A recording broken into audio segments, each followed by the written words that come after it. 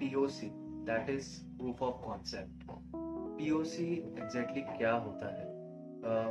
Proof of concept मतलब इसकी exactly इस टर्मिनोलॉजी जो आईटी इंडस्ट्री में या किसी भी आईटी या क्लाइंट बेस्ड प्रोजेक्ट्स में जो ये टर्मिनोलॉजी बहुत बार यूज होती है, इस टर्म का एग्जैक्टली मीनिंग क्या है?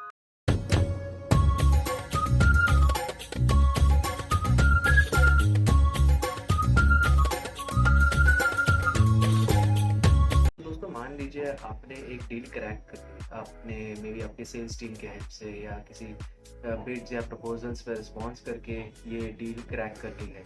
That's great. It could be a multi million deal और just may be on that's और depend upon the deal size. So वो कहते हैं ना कि कई बार जो चीज़ें सिर्फ आप सुनते हो या सिर्फ पढ़ते हो उसमें जल्दी लोग विश्वास नहीं करते हैं. लोग उसी चीज़ों पर विश्वास करते हैं जो उन्हें जल्दी अपनी आंखों के सामने दिखाई देती है. एंड यहाँ पे ही POC का रोल पिक्चर में आता है.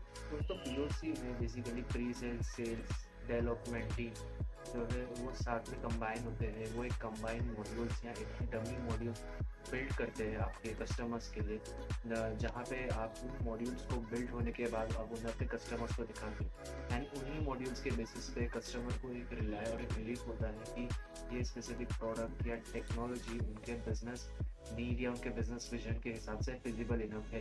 It is worth investing the lakhs, crore and millions in that technology depend upon all your deal size.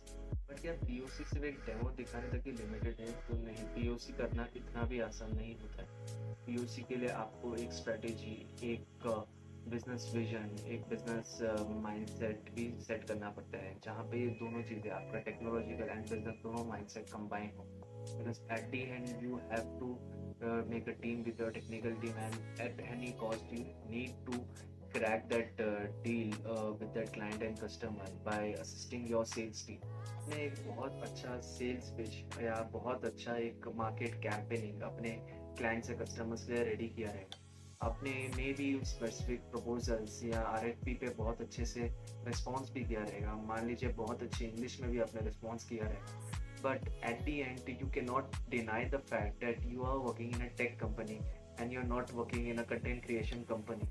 Again, both the industries have its own significance and importance. So, when you are working in this industry, you have to showcase something to your clients and customers, that is a demo which they could easily see from the human eye. तो दोस्तों यही कहूँगा कि यार POC proof of concept का significance ignore ना करें अगर आप इस इंडस्ट्री में काम कर रहे हैं तो.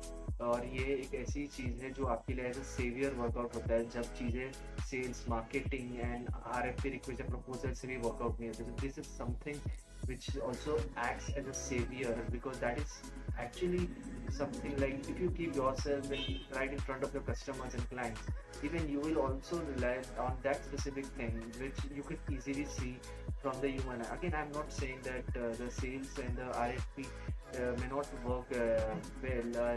There is something which may not be genuine on that, but again, just keep yourself right in front of your clients and customers, and just see that again that is something you will rely on a very faster scale which you can easily see from your human eyes.